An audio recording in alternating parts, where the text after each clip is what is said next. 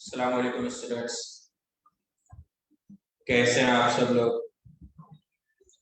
इस उम्मीद के साथ कि आप सब लोग खैरियत से होंगे।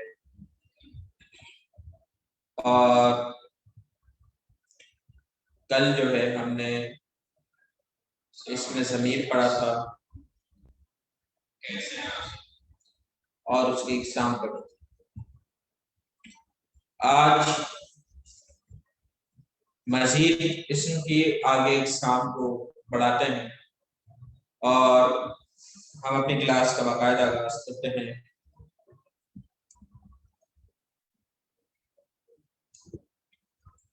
जैसा कि आपको नाम पता है मेरा, हसीब खान शोबा उर्दू से मेरा ताल्लुक है। आज हम पढ़ेंगे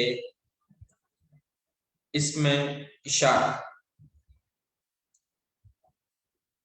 इसमें इशारा है क्या, किसे कहते हैं। इस्म के मतलब सबको पता है, नाम के। इशारा मतलब किसी चीज की तरफ इशारा करना। कैसे? तमाम मिसाल मैंने आप लोगों के सामने ये लिखी हुई है, मैं पढ़ रहा हूँ, गौर से सुनिएगा, देख लीजिएगा ताकि बआसानी आप लोगों को समझ में आ जाए। ये लड़का बड़ा मेहनती है, वो दीवार बहुत ऊंची है, इस गरीब ने क्या कसूर किया था, उस गेंद को उठा लाओ, उस कमरे में जाकर बैठ जाओ, उससे बात हुई, उसने क्या कहा, वगैरह।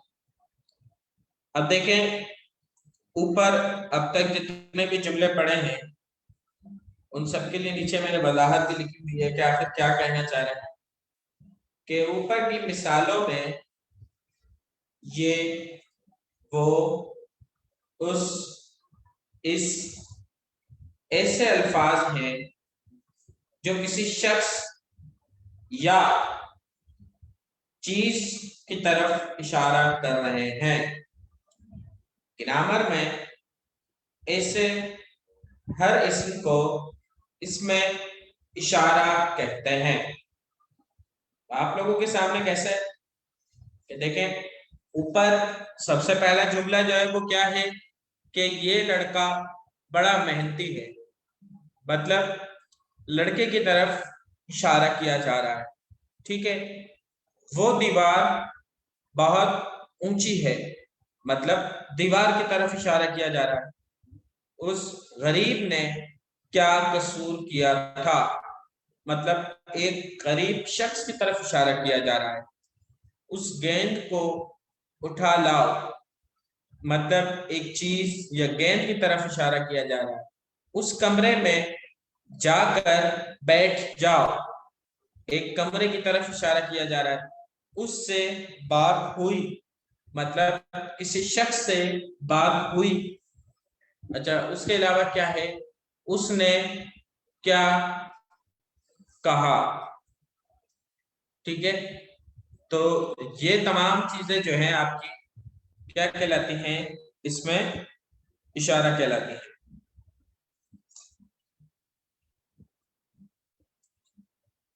अब इसमें इशारा वो इसम है जिससे किसी चीज की तरफ इशारा किया जाए।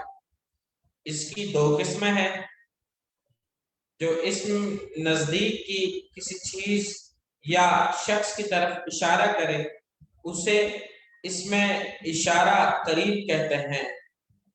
जो इसम नजदीक मतलब करीब तर की, बहुत करीब तर की चीज या किसी शख्स की तरफ इशारा करे उसे इसमें इशारा करीब कहते हैं। मिसाल ये, इस, इन वगैरह। अब मैंने मिसाल लिखी है आप लोगों के सामने मजीद जुमले की शक्ल में। वो क्या लिखी है कि ये किताब मुझे दे दो।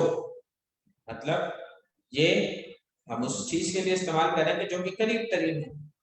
अगर दूर होता तो हम उसके लिए कहते हैं कि वो किताब उठा के दे दो, मतलब करीब है, जब भी तो हम इसके लिए ये का लफ्ज इस्तेमाल कर रहे हैं। ये लड़का यहाँ क्या कर रहा है? ये लड़का से मुराद मतलब करीब खड़ा हुआ है लड़का, दूर नहीं है। अगर दूर होता तो हम इस्तेमाल करते कि वो लड़का क्या कर रहा है, और फिर यहाँ का लफ्ज इस्तेमाल नहीं करते, हम वहां का लफ्ज इस्तेमाल करते कि वो लड़का वहां पर क्या कर रहा है।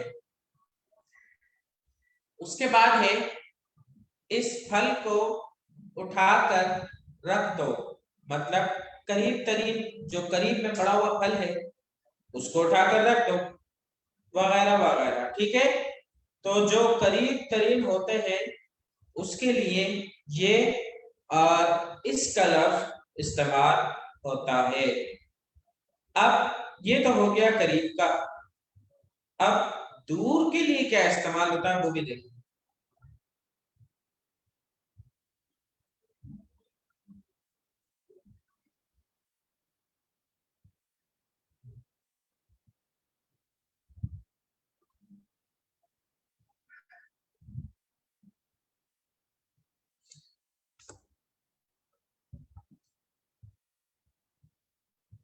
एक और मैंने करीब की मिसाल लिखी है कि इस काम में देर नहीं होनी चाहिए।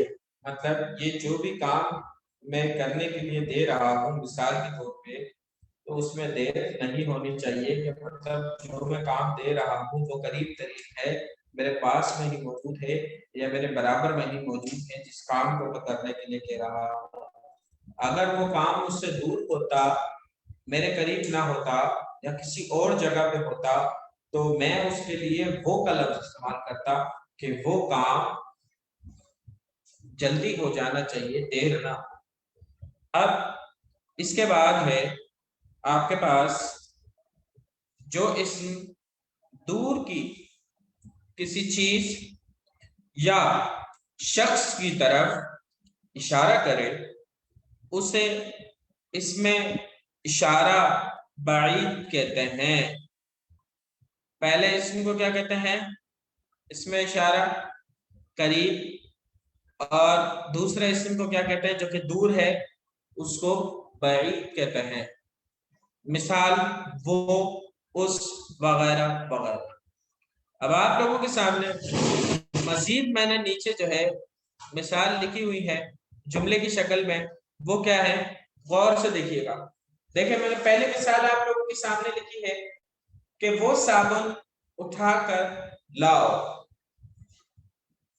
वो साबुन उठाकर लाओ मतलब दूर रखा हुआ है कहीं साबुन, और मैं इशारा कर रहा हूं कि वो साबुन उठाकर लाओ।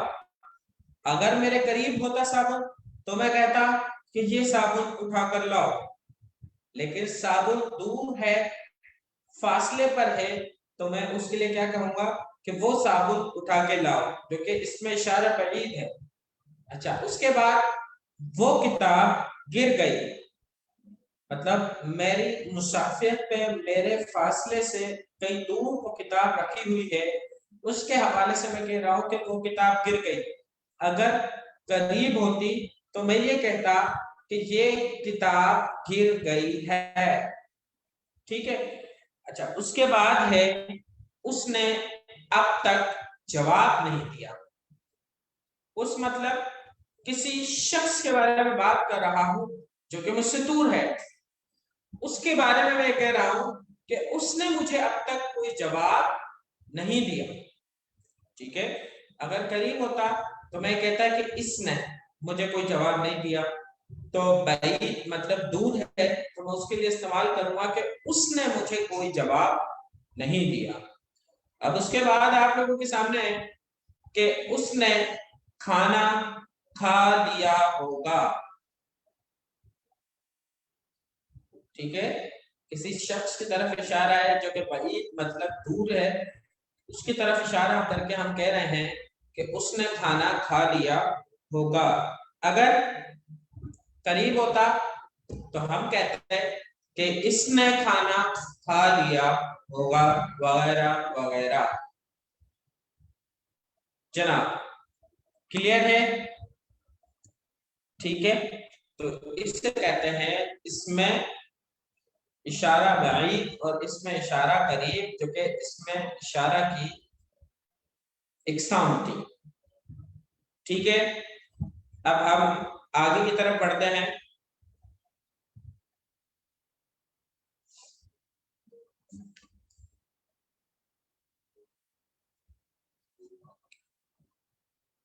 मुशार इलैह, मुशार इलैह है क्या? पहले तो वो देखें, मैं बताता हूं आप लोगों को।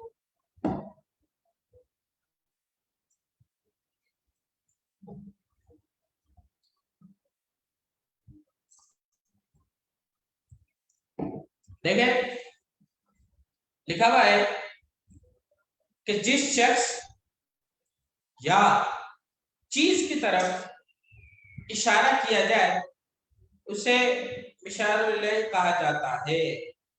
जैसे ऊपर मिसालों में किताब, शख्स या किसी दीगर चीज की तरफ इशारा किया तो वो इशारा इलैह कहलाएगा। कैसे? लड़का, लड़की, दीवार, छत, गरीब, अमीर, बैट, बॉल, टेबल, मेज, आसमान, जमीन। ठीक है, इसी तरीके से pen, paper, cup, books, buttons, X Y Z, जो भी चीजों के नाम मैं लूंगा वो सब इशारों इलैह कहलाएंगे। ठीक है, ये सब इशारों इलैह है क्योंकि इनकी तरफ इशारा किया जा रहा है। क्लियर है? उम्मीद है आप लोगों को समझ में आ गया होगा। इसमें इशारा भी हम लोगों ने पढ़ा है, इसमें इशारा की भी दो इकसाम थी। कौन कौन सी इकसाम थी? एक जो थी इसमें इशारा करीब था, दूसरा इसमें इशारा बाईद था। करीब उसे कहते हैं कि जो कि करीब की चीजों के लिए शख्सियत के हवाले से इशारा किया जाए, और बाईद उसे कहते हैं जो कि आपके करीब से दूर हो, मतलब दूर हो तो उसकी तरफ इशारा किया जाए, उसे इसमें इशारा बाईद कहते हैं। और इशारा इलैह उसे कहते हैं कि जो कि किसी चीज या शख्स की तरफ इशारा किया जाए। ठीक है जी? अच्छा जी, वालेकुम अस्सलाम रोशन, मोहम्मद असलम हैदर, वालेकुम अस्सलाम। अब अगला उन्वान है हमारा इसमें मौसूल। इसमें मौसूल है क्या, किसे कहते हैं, वो पढ़ेंगे आप।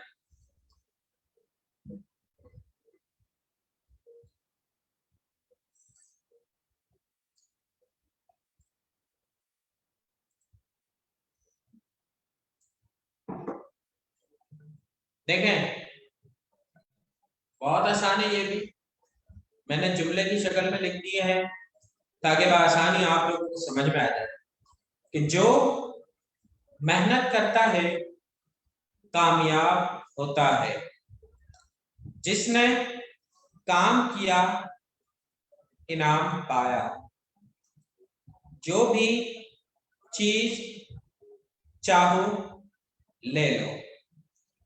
जब आओगे तब बात होगी, जैसा करोगे वैसा करोगे।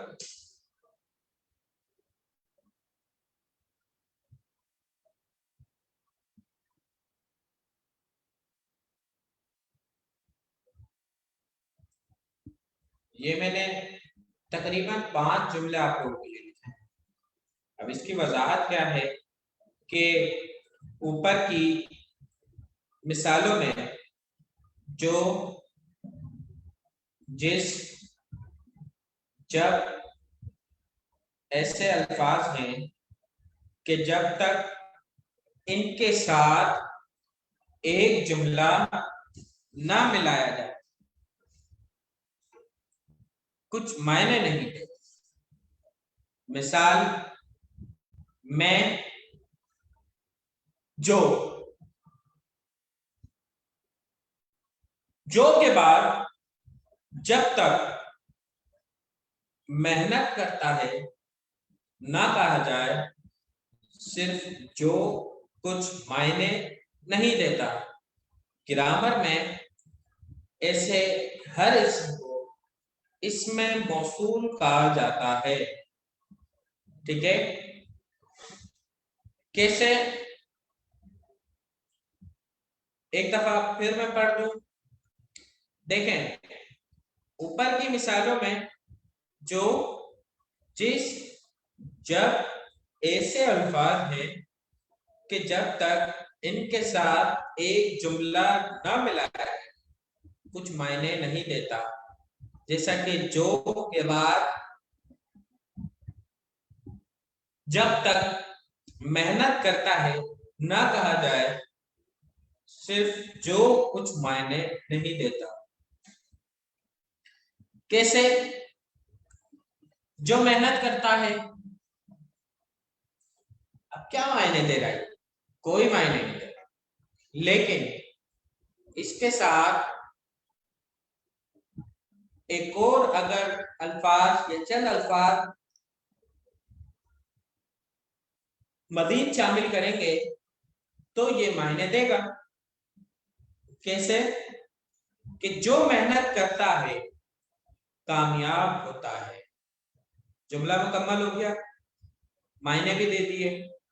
अगर मैं खाली इसको ये पढ़ता कि जो मेहनत करता है और उसके बाद कुछ ना लिखता तो ये कुछ भी मायने नहीं देता।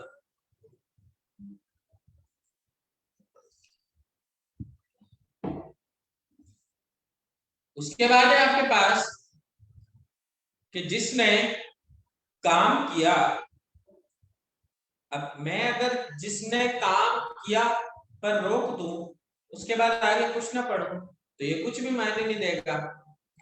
लेकिन अधूरे मायने देगा तो इसको मुकम्मल करने के लिए एक और या चंद जुमले मजीद आप लोगों ने लगाने हैं।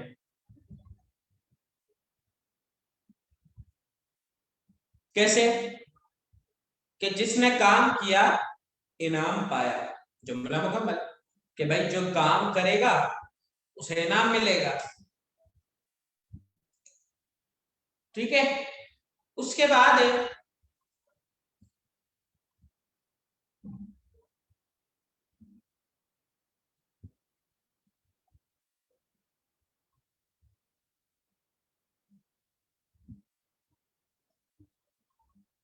हैदर, आपका सवाल क्या है? सवाल क्लियर करें। देखिए, उसके बाद है जो भी चीज चाहो ले लो।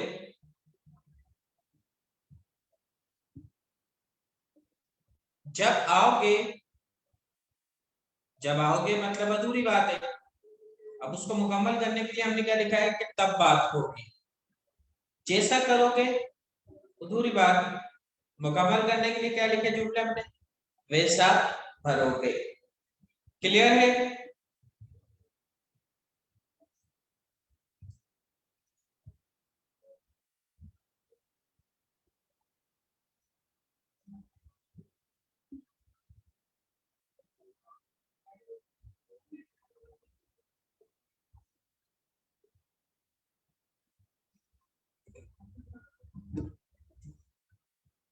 अच्छा जी, अब हम आगे चलते हैं।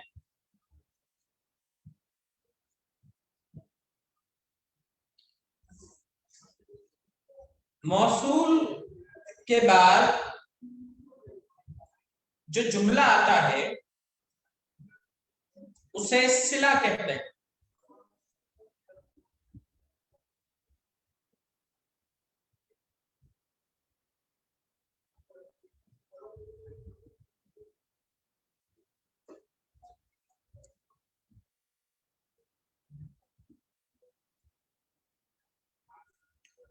नहीं उमामा नहीं, देखें अल्फाज का चुनाव ऐसा रखें कि जिसमें जुमला इसमें मौसूल की तारीफ को बआसानी जो है वो पेश करे। जैसे मैंने यहाँ पे लिखा है कि जो मेहनत करता है कामयाब होता है। ठीक है,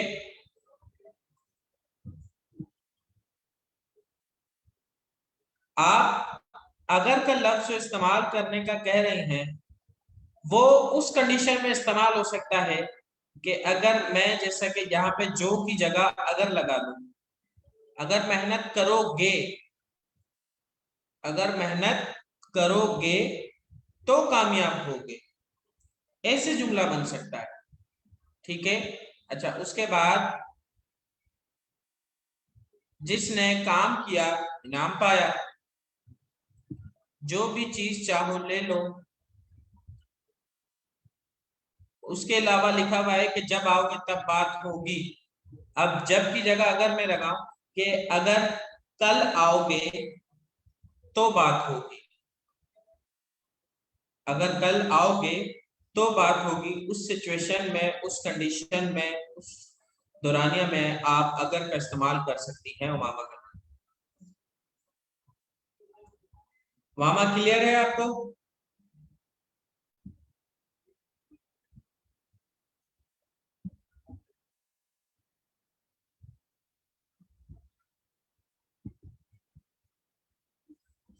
चलिए, अब इसके बाद है कि मौसूल के बाद जो जुमला आता है उसे सिला कहते हैं, और सिला के बाद जो अगला जुमला बात को पूरा करने के लिए लाते हैं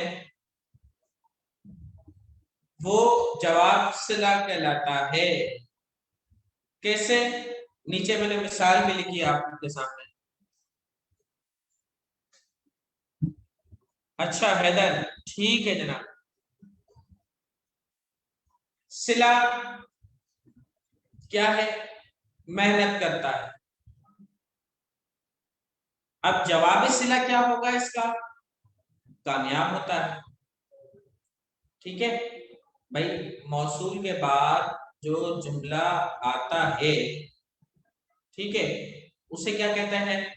सिला। अब इसके सिला के बाद जो अगला जुमला होता है बात को पूरी करने के लिए, उसको जवाब सिला कहते हैं। कि जैसे कैसे? कि मेहनत करता है, उसके बाद क्या है? जवाब सिला में कामयाब होता है। सिला में क्या है? जैसा करोगे। जवाब सिला में क्या है? कि वैसा भरोगे। क्लियर है? बहुत आसान है। अब उसके बाद आगे है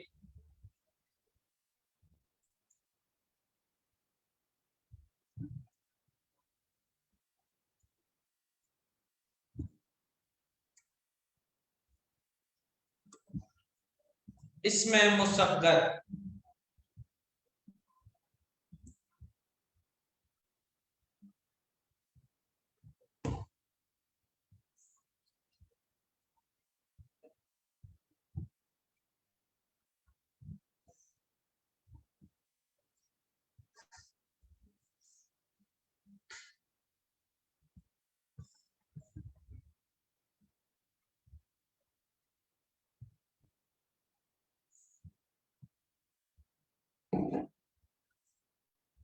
देखें, इसमें मुसग्गर किससे कहते हैं?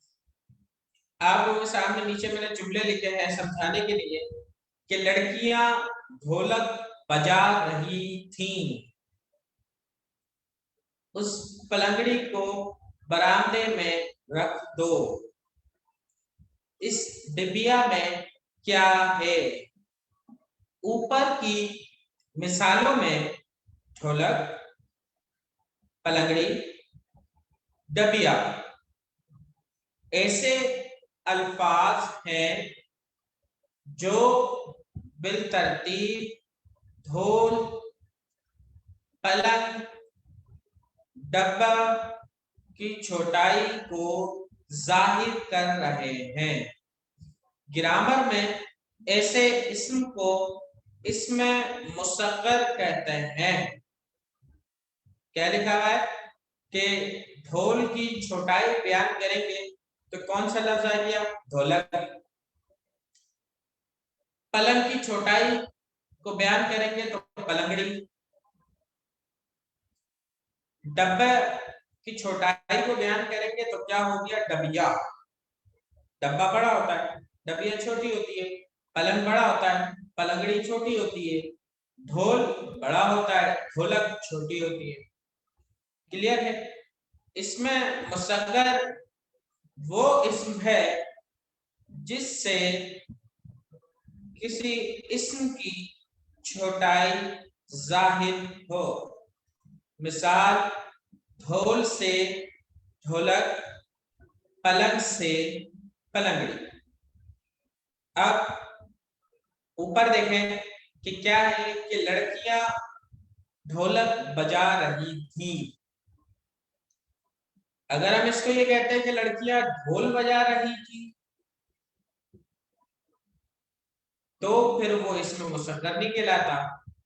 अगर हम इसमें लिखते हैं कि इस पलंग को बरामदे में रख दो तो भी वो नहीं कहलाता है इसमें मुसग्गर। अगर हम यहाँ पे लिखते कि इस डब्बे में क्या है तो भी नहीं कहलाता। तो डबिया, पलंगड़ी, ढोलक ये तीनों इसमें मुसग्गर कहलाते हैं कि ये जो है इसम की छोटाई को बयान करते हैं, छोटाई को जाहिर करते हैं।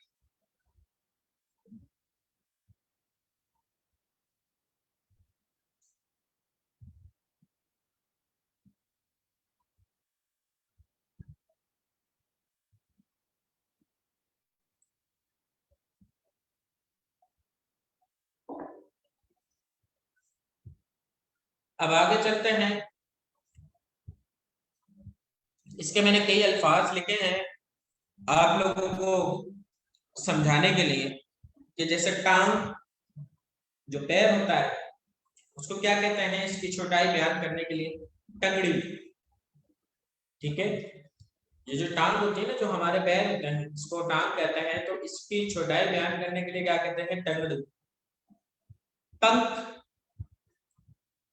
पंख को क्या कहते हैं? पंखड़ी। पलंग, पलंगड़ी। दाम,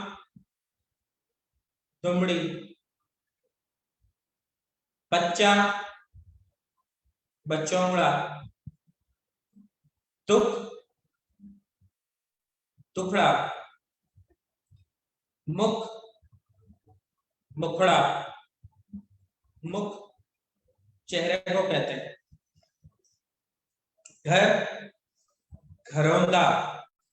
मतलब घर तो बड़ा है लेकिन घरौंदा मतलब जो उसकी छोटाई को बयान करता है। भाई, भैया। लेकिन हमारे यहाँ पे बाहर जगहों पे बड़े भाई को भी भैया ही कहा जाता है। बेटी, बेटा। हांडी, हंडिया। पंखा, पंखड़ी। पंखा बड़ा होता है, पंख भी बड़ा होता है, तो इन दोनों की पंखड़ी जो है वो इसमें मुसद्दर होगी, छोटाई होगी। ठीक है। खाट, खटोला। खाट चारपाई को कहते हैं। पहाड़, पहाड़ बड़ा होता है, ऊंचा होता है। पहाड़ी छोटी होती है। ठीक है। उसके बाद है आपके पास संदूक, जिसमें सामान वगैरह रखते हैं। संदूकचा जो कि बहुत निहायत ही छोटा सा होता है उसको कहते हैं संदूकचा। बाग, बाग बहुत बड़े को कहते हैं कि जो कि बहुत वसी पैमाने पर, जिसमें चारों तरफ हरियाली ही हरियाली हो।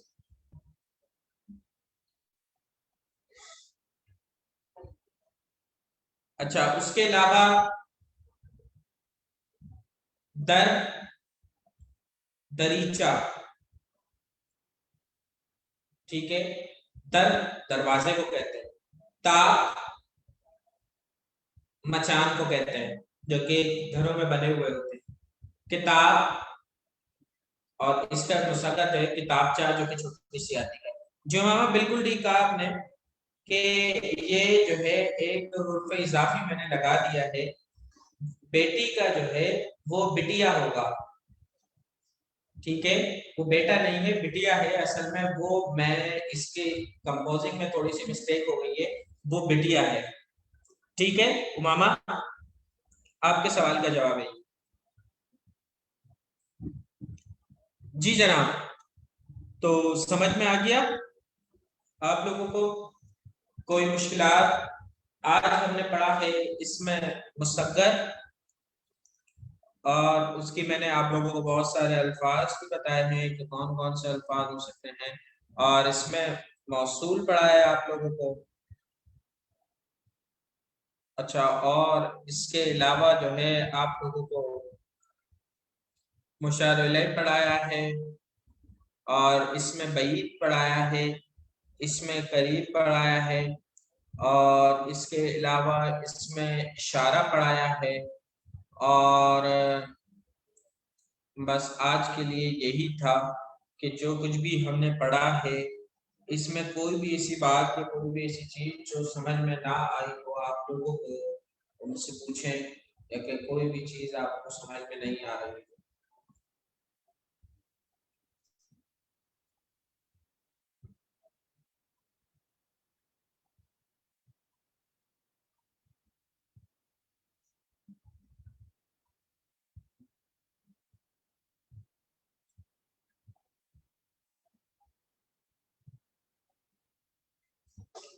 Most welcome Mohammad Aslam ji, Umama, Haider, रोशन, आप लोगों को अगर कोई ऐसी बात या कोई ऐसी चीज जो समझ में ना आई हो,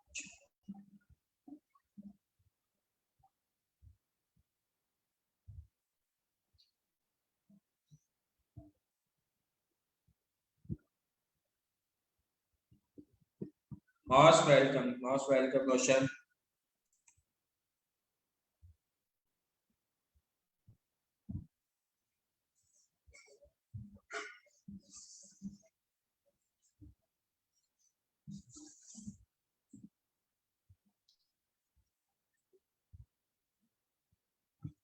जो आज पढ़ाया है इससे मुताल्लिक अगर किसी का भी कोई सवाल है तो पूछे।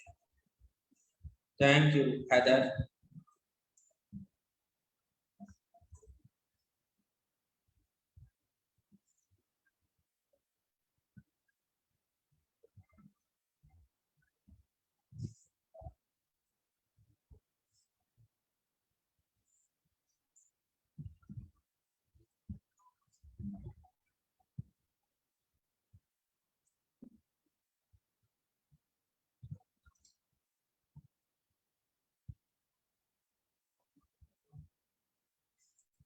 अच्छा, खास तौर पे इस चीज का ख्याल रखिएगा एमसीक्यूज की शक्ल में, अगर आप लोगों के पास कोई सवाल आता है कि सिला किसे कहते हैं, जवाब सिला इसमें से बताएं कि जवाब सिला क्या है और सिला क्या है, ठीक है। तो अगर मिसाल के तौर पर ऑप्शन में आपके पास आता है कि याद रखिएगा जो अधूरा सवाल छोड़ दिया जाए, ठीक है, वो क्या होगा, सिला होगा, और जो अधूरा जवाब होता है, ठीक है, वो आपका जवाब में सिला होता है। तो खास तौर पे जब टेस्ट वगैरह में कोई ऐसे सवाल आए तो इन चीजों में थोड़ा सा कंफ्यूज ना होइएगा, आराम से तहम्मुल के साथ कीजिएगा। और खास तौर पे अब तक जितनी भी इसम के एग्जाम मैंने आप लोगों को पढ़ाई है उनको जितना हो सके आप लोग प्रैक्टिस में लेकर आइएगा, अपनी प्रैक्टिस में लेकर आएंगे तो ही उसे याद रख सकेंगे, क्योंकि ग्रामर एक ऐसी चीज है प्रैक्टिस से आपके जहन नशीं रहती है। अगर आपने उसकी प्रैक्टिस नहीं की तो वो फिर जो है आपके जहन से निकलती जाती है। तो इसको प्रैक्टिस में लेकर आइएगा ताकि उसको बआसानी आप जो है वो कर सकें, क्लियर कर सकें, कोई मुश्किलात आपको दरपेश ना हो।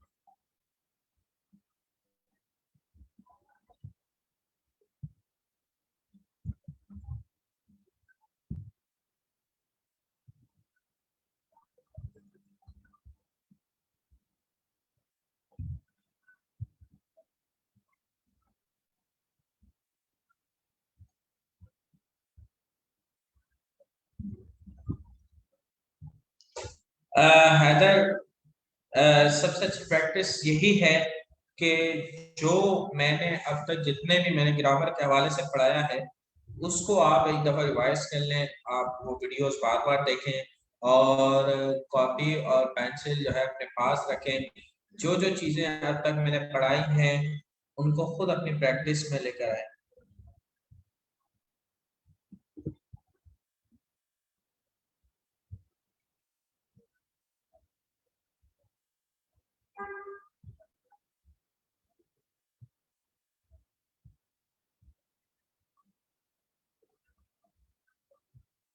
जी बिल्कुल उमामा, बिल्कुल ऐसे ही है। ग्रेट, गुड, बिल्कुल सही है जैसा करोगे। सिला, जवाब सिला वैसा भरोगे। जो बोया, सिला, वो काटा, जवाब सिला। हैदर, आपको मैं यही सजेस्ट कर रहा था कि जो भी मैंने अब तक पढ़ाया है उसको एक मरतबा रफ कॉपी वगैरह या कोई भी आप सादा पेज लेके उसको अपने हाथों से खुद प्रैक्टिस भी करें, लिखे भी। और जितने भी जुमले में बनाए हैं मैंने उनमें मजीद इजाफा करके आप भी मजीद कुछ जुमले बनाए अपनी तरफ से, तो फिर उसमें बआसानी आपको चीजें समझ में आ जाएंगी। ठीक है। और इंशाल्लाह लजीज जो कुछ भी मैंने पढ़ाया है अब तक और आगे भी इंशाल्लाह लजीज हम जो पढ़ेंगे वो तमाम चीज़ अगर आप लोगों ने एक मरतबा मजीद अच्छी तरीके से पढ़ ली तो आप लोगों को कोई भी मुश्किलात दरपेश नहीं होगी।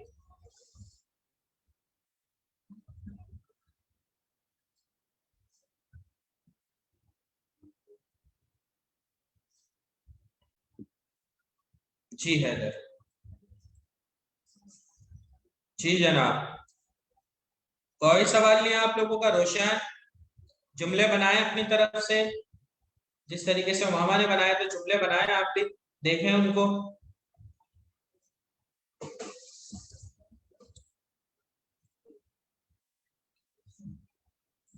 असलम, आप भी बनाए जुमले, देखें, प्रैक्टिस करें थोड़ा सा और फिर पूछें कि आपने जुमले सही भी बनाए हैं या नहीं।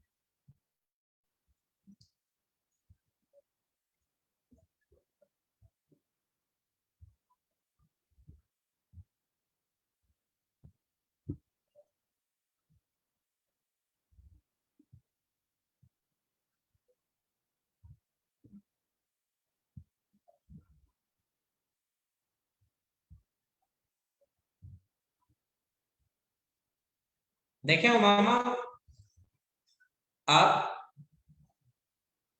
इसमें एक चीज लगाना भूल गई थी, वो था मौसूल। ठीक है, और मौसूल के लिए आपने जो का लफ्ज इस्तेमाल करना है।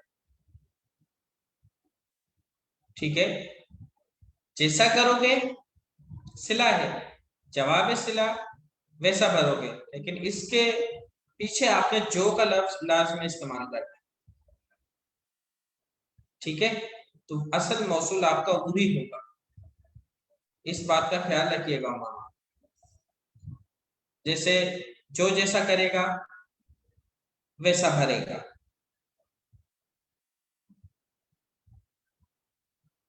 ऊपर देखें, मैंने आपको ये लिखा हुआ भी है क्लियर करने के लिए कि जो, जिस, वगैरह, ये जो है आपके क्या है, इसमें मौसूल है। और अगर मैंने जैसा करोगे वैसा भरोगे के पीछे नहीं लगाया, तो इसका मतलब ये है कि जस्ट आपको एक समझाने के लिए मैंने चंद मिसालों में वो लगाया था मौसूल, आप उसमें मजीद इजाफा कर सकते हैं।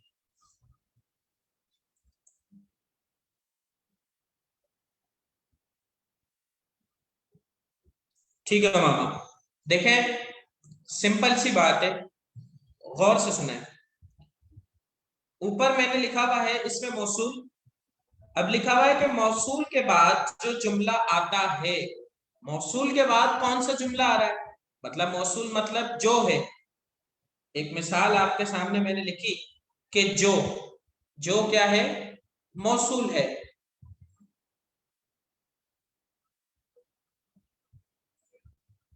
एक में रुकिएगा मामा, मैं बताता हूँ।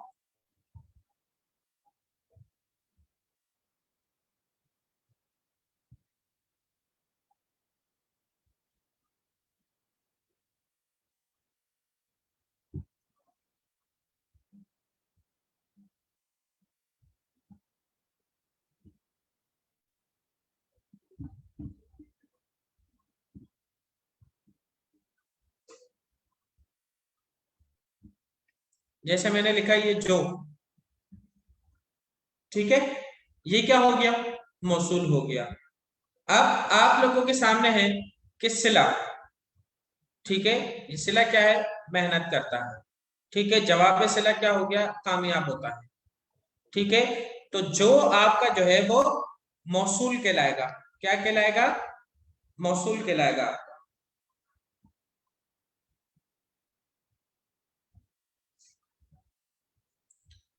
समझ में आया उमामा कि जो का लफ्ज, जिस का लफ्ज, ये तमाम मौसूल कहलाते हैं, और उसके बाद जो जुमले बनते हैं वो तमाम सिला और जवाब सिला कहलाते हैं।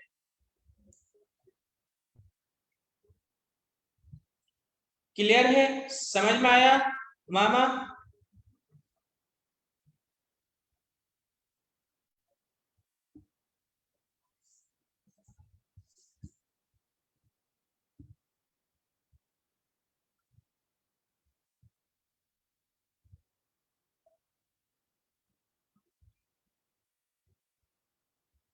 जी हैदर, सही है, लेकिन इसमें जो है ना, अगर आप उसको लिखें कि जो को मिसाल के तौर पे आपने ऊपर लिखा है, मिसाल अलग लिख दिया, तो ये आपका क्या हो गया, मौसूल हो गया। ठीक है, कुछ तुमने सुना, ठीक है, ये क्या हो गया, आपका सिला होगा। और जवाब सिला आपका क्या होगा, साफ साफ बता दो, ये आपका जवाब सिला है। बस सब चीजें सही है आपकी हैदर, सिर्फ जो का लफ्ज मौसूल होगा।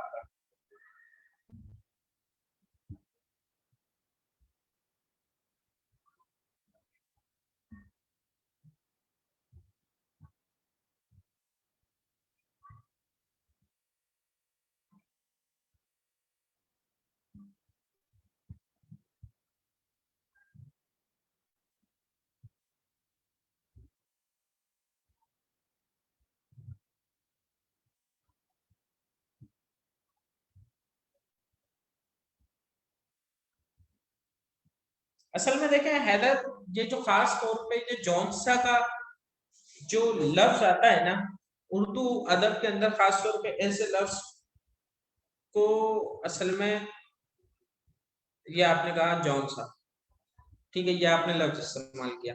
असल में ये जो तलफ़्फ़ुज़ है खास तौर पे उर्दू अदब में, आपको लगता है कि उर्दू से रिलेट करेंगे? जौन सा?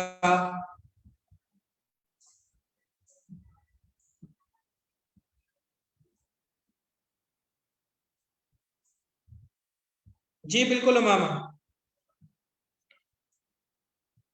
ये देखें ना आपके पास, मैंने ये यहाँ पे क्लियर लिखा हुआ है कि मौसूल के बाद, मौसूल के बाद जो जुमला आता है उसे सिला कहते हैं। ये मैंने गोल सर्किल बना दिया है आपके लिए ताकि आप लोगों को मजीद क्लियर हो जाए।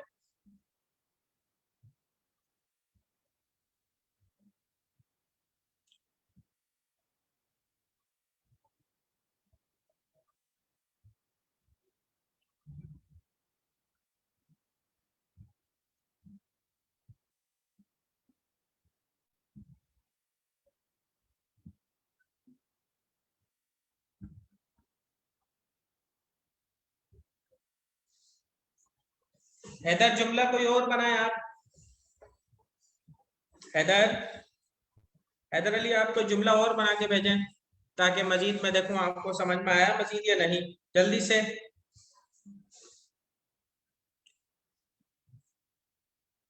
उमामा, समझ में आ गया आपको?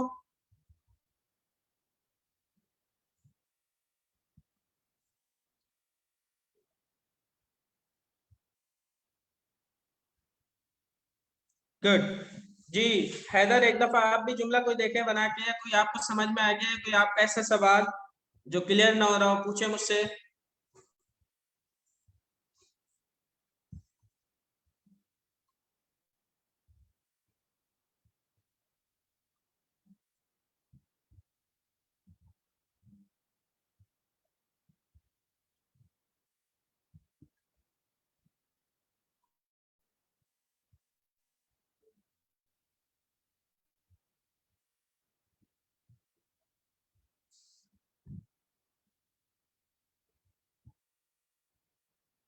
देखें हैदर, यही मैं जुमला मैं बना के दिखाता हूं आपको कि आपने लिखा है कि जो कोई चाहे खाना खा ले। अब मैं इसका जुमला मैं बना के बताता हूं आपको कि जैसे जिसने खाना खाना है, जिसने खाना खाना है वो बाहर सहन में जाकर खा ले, या वो डाइनिंग रूम में जाकर खा ले, या वो बाहर टेबल पर जाकर खा ले। अब जिस मौसूल हो गया, खाना खाना है, सिला हो गया, बाहर जाके खा ले, जवाब सिला हो गया। हैदर, क्लियर है?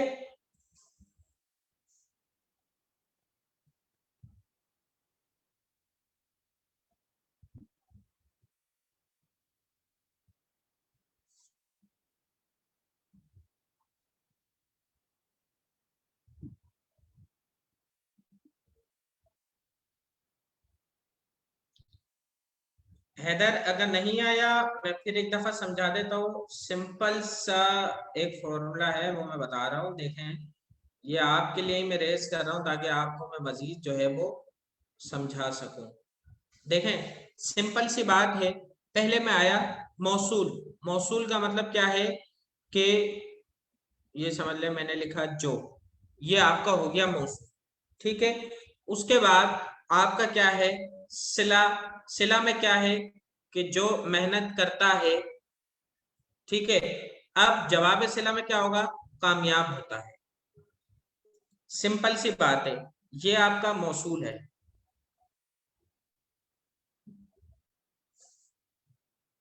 अब समझ में आ गया आपको?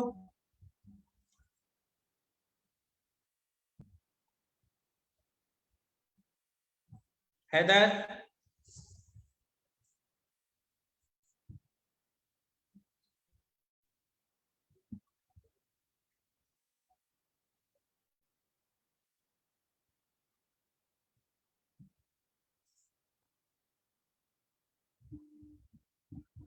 अच्छा जी, गुड है। अल्लाह हाफिज नासिर। कल इंशाअल्लाह अजीज नए टॉपिक के साथ मिलेंगे। अगर फिर भी किसी ने कुछ पूछना है तो पूछ लीजिए। आपके 2 मिनट में आप लोगों के साथ हूँ। अगर कोई भी सवाल करना है, मामा, असलम, रोशन, हैदर, जो कि डेली बेसिस के स्टूडेंट है, अगर आप लोगों ने कुछ भी पूछना है कोई सवाल है मजीद, अगर कोई चीजें क्लियर नहीं हो रही तो पूछे, मैं आप लोगों को बताता हूँ।